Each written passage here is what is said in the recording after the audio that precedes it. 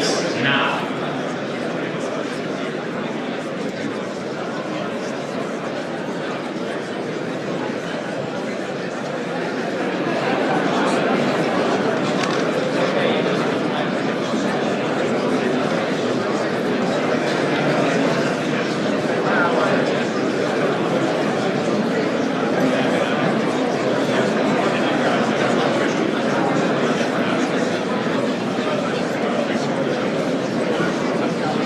Ladies and gentlemen, please welcome to the stage the chairman of the Munich Security Conference, Ambassador Wolfgang Ischinger.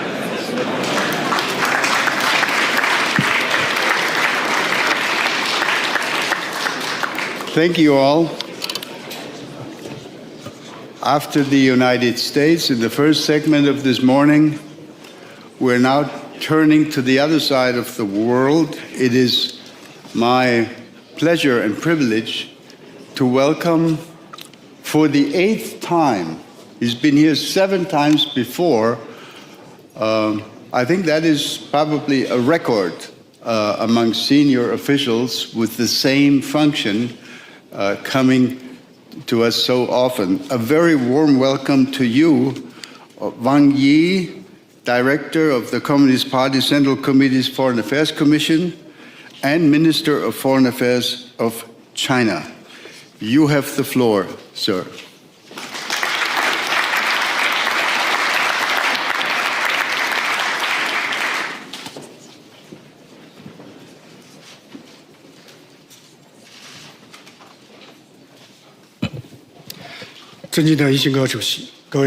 Chairman Wolfgang Ischinger, friends and colleagues, it gives me great pleasure to join you again at the Munich Security Conference for the conversation with China. Over the past year, the international landscape was marked by growing transformation and turbulence, and the law of the jungle and unilateralism went rampant. Humanity has come to a new crossroads for the cause of peace and development. At such a juncture, President Xi Jinping has put forward the Global Governance Initiative, or GGI, and called for following the 5 principles of sovereign equality, international rule of law, multilateralism, the people-centered approach, and real actions, with a view to jointly building a more just and equitable global governance system. This initiative aligns with the progressive trend of the times, represents the biggest common ground of the world's nations, and has thus received widespread response from the international community shortly after its announcement. It injects new impetus into the endeavor to build the community with a shared future for humanity, and offers a compass for the giant ship of history to navigate through storms toward a brighter future. Now that humanity has weathered wind and rain to come this far, pulling together should be the imperative choice. We should reform and improve global governance to set the ship of history on the right course. In reforming and improving global governance, the priority is to revitalize the UN system. The founding of the UN is an important outcome of the victory of the World Anti-Fascist War. It is a historic choice made by previous generations after painful reflection on past agonies, and it is the peace endeavor that nations have invested their greatest efforts in thus far. This edifice was jointly built by the people of the world, who have every responsibility to reinforce and renovate it, and no right to destroy it or tear it down. The UN is not perfect in its current form, but it remains the most universal and authoritative international and intergovernmental organization in the world. On the UN platform, every country, regardless of its size or wealth, has a voice and a sacred vote, as well as its due obligations and equal rights. Without the UN, the world would revert to the law of the jungle, where the strong prey on the weak, and many medium and small-sized countries would lose the multilateral foundation critical to their survival and development. So what is imperative for us today is to recommit to the founding mission of the UN, revitalize its leading role, abide by the purposes of the UN Charter, and enhance the efficiency and efficacy of the UN system, so that the organization will be able to better adapt to the needs of the 21st century and unleash renewed vitality. In reforming and improving global governance, the key lies in the collaboration and cooperation of all countries. The reason why the international system is not functioning well enough lies not with the UN itself. but rather with certain countries seeking to magnify differences and disagreements, put itself above everyone else, stoke bloc confrontation, and even revive the Cold War mentality. So all these have eroded the foundation of trust, worsened the atmosphere for cooperation, and impeded the functioning of international institutions.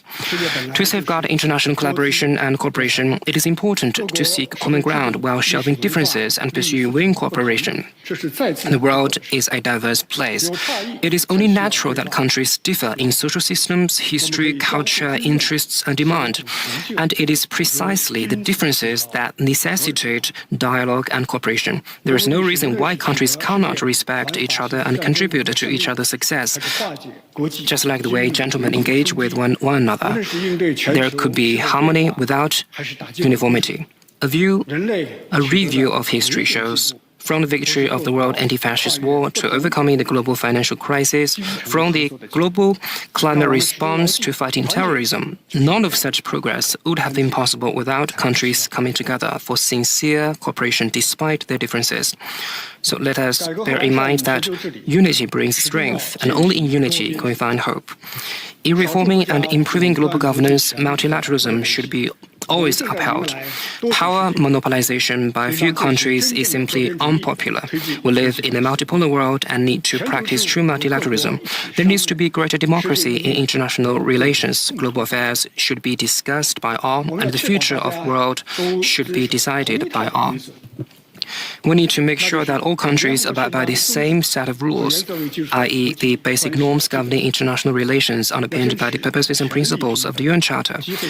All countries should be equal in terms of rights, opportunities, and rules, and all countries, in particular small and medium-sized ones, should be able to find their places and play their roles in international relations. To practice multilateralism, major countries in particular should lead by example.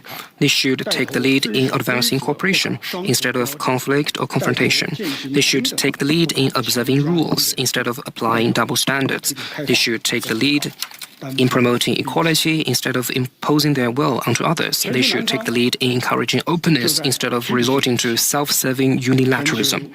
The Global South is rising collectively. The global governance system should also stay up to date to give more prominence to their voices and representation. Time will prove that the more democratic international relations are, the more peaceful the world is, the stronger multilateralism gets, the more effective global governance becomes. In reforming and improving global governance, the pressing task is to stop conflict and promote peace. While looking into the future, we should not forget the present. Without peace, global governance will be out of the question. As we speak, there are still more than 60 conflicts dragging on unabated across the world, bringing traumatic suffering to the affected populations. The vision of common, comprehensive, cooperative, and sustainable security proposed by President Xi Jinping has pointed the way for resolving the issues. We should promote talks for peace and oppose attempts to escalate the situation.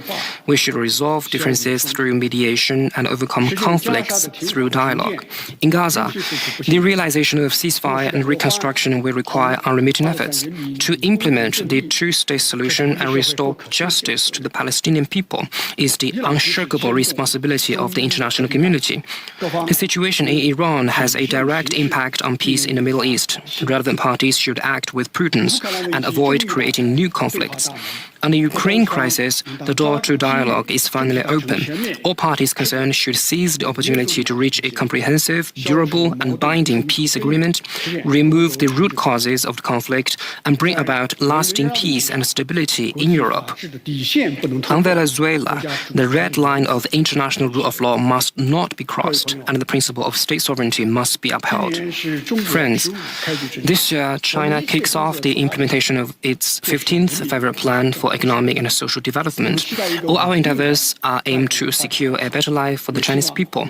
We aspire for a stable external environment for our development, and we also hope to make the world a better place through our development. China will be a staunch force for peace. We will commit to the path of peaceful development, and we encourage all countries to do the same. China will be a reliable force for stability. We will uphold international fairness and justice and explore a distinctly Chinese approach to resolving hotspot issues. China will be a progressive force in history. We will resolutely defend the outcomes of the progress of human civilization, advance the implementation of the 4 major global initiatives, and promote the building of a community with a shared future for humanity. Both China and Europe have time-honored civilizations and stand as indispensable poles in this multipolar world. The choices we make now are crucial to the future of the world. In the journey toward world multipolarity and economic globalization, China and Europe are partners, not rivals. As long as we keep that in mind, we will be able to make the right choices in the face of challenges. We will be able to prevent the world from slipping into division and keep moving human civilization forward. Let us work together to recalibrate the course of history and create a better world. Thank you.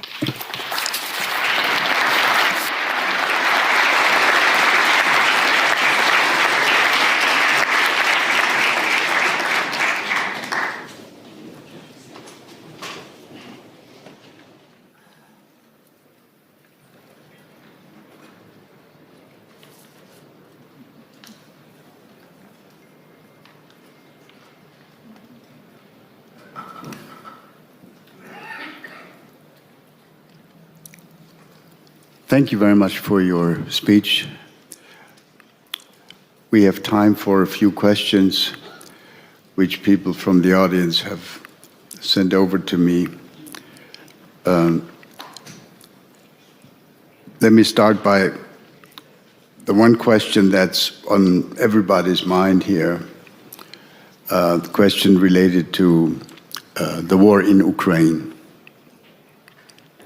I hope this is going to be the last time that we need to discuss this question about how to end this war. Many of us hope that this will be the year when this war will actually be ended. The United States, Marco Rubio just spoke before you. The United States is actively engaged with Russian negotiators and Ukrainian negotiators to try to end this war. My question is a very simple one. What can China do? What can China contribute to convince Russia to finally end this war and to withdraw from Ukraine? Please.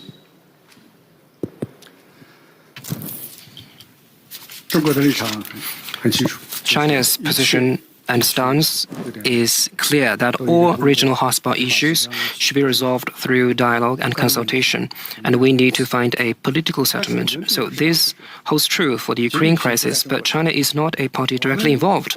We don't have the final say.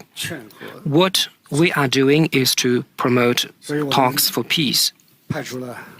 So that's why we sent our special representative on shuttle diplomacy, and through all possible channels, we have been sending our message that we want to see a cessation of hostilities at an early date and the resumption of dialogue. But finally, now we are seeing that the peace talks have begun, and I think now what are being discussed are the real issues. We welcome this because without dialogue, how can peace ever arrive? If we don't keep dialogue going, a peace deal or treaty will not fall from the sky. So we hope that through our consistent efforts, we can reach a comprehensive, durable, and long-lasting and binding peace deal acceptable to all parties. So I think this is the common goal of the international community, including China.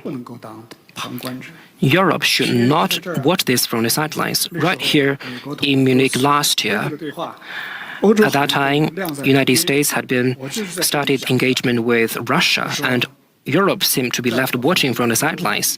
And I said then that since the conflict broke out right here in Europe. Europe has every right to participate in the negotiation in due course. So I said that Europe should not be on the menu, but should be at the table. But now we're seeing that Europe has come up with the courage to talk with Russia. This is good, and we support this, but we think that we should not have dialogue for dialogue's sake. I think Europe should come up with your ideas and your plans on how to resolve this issue.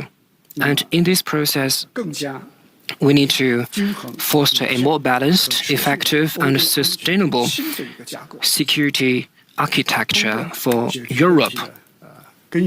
So by doing this, we are addressing the root causes of the crisis, and we can prevent it from reoccurring and to achieve sustainable and lasting peace.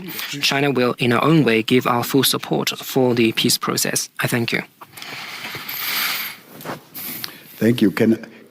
Please allow me to push you just a little bit more on this question. I remember that when this war broke out,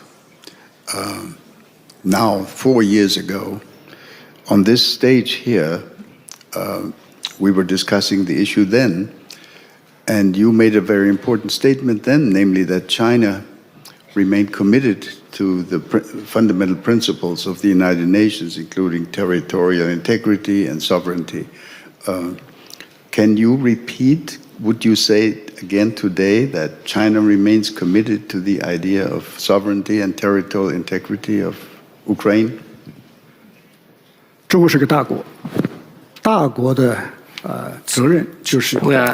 China is a major country, so I think it is incumbent on us to keep our policy stable and consistent. We should not have all the policy flip-flops. So China is such a major country. We mean what we say, and we do what we say in implementing our policies. And after it is implemented, we will see it through to the end.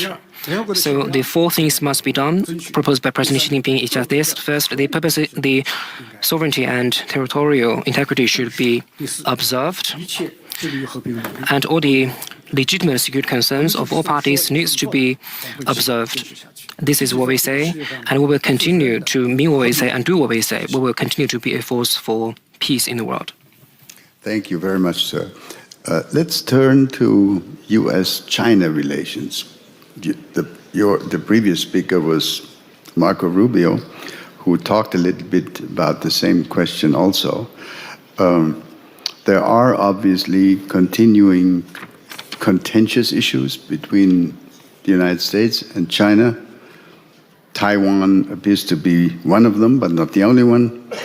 So my very simple question to you this morning is, since we know that there will be a summit between President Xi Jinping and President Trump in like 2 months in April, could you describe a little bit your expectations regarding that summit? Does China expect, as President Trump would probably call it, a deal with the United States, or what would you see as a positive outcome from a Chinese perspective?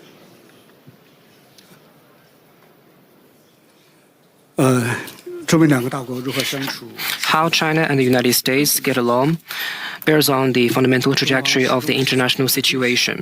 So China, with a sense of responsibility to the world, to history, and to the people, we approach and handles our relations with the U.S. President Xi Jinping has summed up the lessons of China-U.S. relations over the past decades and proposed the 3 principles: mutual respect, peaceful coexistence, and willing cooperation. So through dialogue and consultation, we seek to find the right way for the 2 major countries to get along well with each other on this planet. And we will continue on this path so that in the interest of our 2 peoples and in line with the expectation of the international community. But whether we can achieve that goal ultimately depends on the United States. But we are encouraged that President Xi has shown respect for President Xi Jinping and for the Chinese people. He has stressed that the U.S. and China working together can get a lot of great things done. And the 2 presidents can make the fantastic relationship between the United States and China even better. But I'm not sure whether all people in the United States share this view. So some people, they are still trying everything possible to suppress and contain China. They are doing everything to attack and smear China. So I think there are two different prospects lying ahead for our bilateral relations. One is the United States can understand China reasonably and objectively and have a positive and pragmatic policy toward China, and our two sides work together in the same direction, expand our interests that will lead us to cooperation. So that would really be the best outcome for both countries and the world. And the other prospect is seeking decoupling from China and severing supply chains and oppose China on everything in a purely emotional, knee-jerk way. So they are coupling together all these small, exclusive circles, and they are trying to split Taiwan from China and stepping on China's red lines, which would very much likely push China and the United States toward conflict. But China, on our part, wants to see the first prospect, and I believe you share the same way, but China is well prepared to address all kinds of risks. China believes that history always moves forward despite twists and turns. China is confident about the prospects of the China-US relations, and we believe that the vision and objectives put forward by President Xi Jinping will be realized, because this is the only right choice. Thank you. Thank you very much. We have just a couple of minutes left. Let's turn to China and the European Union, if I may. We Europeans have learned the hard way that strong dependencies are not a good idea. We were dependent to a very large degree on energy supplies from Russia. Today, some people are warning that Europe might get too dependent on China. So could you talk a little bit about China's strategy to convince Europeans that it's a good idea and not a bad idea to engage more strongly with China, and that China is going to be, from a European point of view, a credible long-term partner and not, as our papers have said in the past, in recent past, a systemic rival and maybe even a strategic adversary? 其实这个问题非常的简单。 I think this is a simple answer, and I think China and the EU are partners. We are not systemic rival or strategic competitor. We have been engaged with each other for half a century, and we've accumulated all these outcomes and deliverables. Aren't they enough to tell the true nature of China-EU relations? So now I think every year the trade volume for one day exceeds the trade volume for the first year after we established diplomatic relations. So why someday China suddenly became a rival of the EU? I think this is very negative thinking, and this will do no good. We don't want to see the amplification of the so-called narrative of systemic rival, because this will be toxic for the future development of China-EU relations. But there are differences and divergences between our two sides. For example, our social systems, our values, and our development model. But that's because we have different history and culture, and based on this, our peoples have different choices about the way we develop. But that doesn't mean that we should become rivals or competitors. What's important is that we should respect each other, admire each other, and learn from each other, and grow together, and light up the world. This is the right choice. Chinese ancient philosophers said that all things can coexist on earth without harming each other, and always can go parallel with each other. So I think this was proposed over 2,000 years ago in China. So at that time, we had those wisdom, and I think now we can do better. And Confucius once said that for gentlemen, we can achieve harmony without uniformity. So we acknowledge that there are differences and divergences between us, but that doesn't mean that we couldn't reach better harmony. So this is what we should seek, and this is how gentlemen should get along with each other. So I think both sides can follow this way and can do like a gentleman does, especially in this current tumultuous international landscape. It is more important for China and the EU to practice multilateralism, to safeguard the authority of the United Nations, to say no to unilateral practices, and to safeguard free trade and oppose bloc confrontation. I sincerely invite all our European friends to join us in the implementation of the Global Governance Initiative proposed by President Xi Jinping and build a more just and equitable global order. This is what we should do together. Thank you. Very last question. We've already run out of time, actually. Asia Pacific. When we look at reports about possible or actual renewed tensions in the Asia-Pacific region, can you present a message of reassurance about what China is prepared to do to avoid, to prevent renewed escalation, renewed concerns about tensions, possible military confrontations in your part of the world?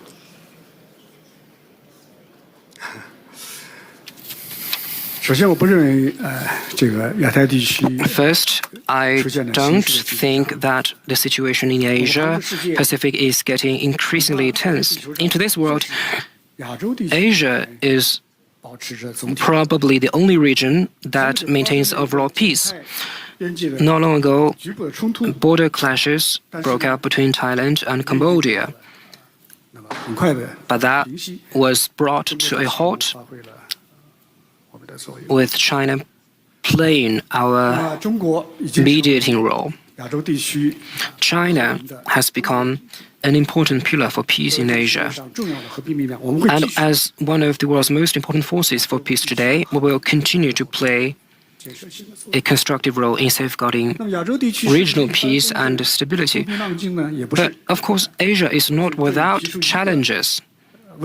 Here, I wish to say one thing, that is, we should be alert to a very dangerous development in Asia. Not long ago, the sitting Japanese Prime Minister said publicly that a Taiwan contingency amounts to a survival-threatening situation that could trigger the use of collective self-defense. So this is the first time in 80 years that a Japanese Prime Minister has uttered such words. It directly violates China's territorial sovereignty, and it directly challenges the fact that Taiwan has been returned to China. It completely violates Japan's commitment to China. Could China possibly accept this provocation? No way. No Chinese can accept it. Here, we are in Europe, in Germany. I like to make a comparison. After the Second World War, Germany conducted a thorough reckoning with Nazi crimes and passing laws to ban all the speech and actions promoting Nazi ideology. But Japan still pays homage to the Class A war criminals, and they are enshrined as so-called heroic spirits. So this means that Japan has lingering ambitions for invasion and colonialism of Taiwan, and the ghost of militarism are still haunting the country. The lessons are not far behind us. Back then, Japan also cited the so-called survival-threatening situation to launch its war of aggression against China, and also the Pearl Harbor. If we don't If 历史的规律。 Japan doesn't truly repent on its wrongdoing, history will only repeat itself. This is the lesson we should learn. So I think all the conscious people should be alert and stay sharp. The Japanese people should not let the far-right extremists fool and drag them along. And every country that values peace should shout this loud and clear at Japan right now. If you go back down that old road, it will be a dead end. If you try gambling again, the loss will be faster and more devastating. I thank you.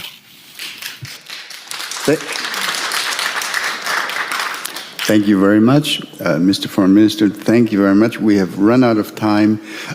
Let's offer a round of applause. And please come again next year. That will be the 9th time of your appearance.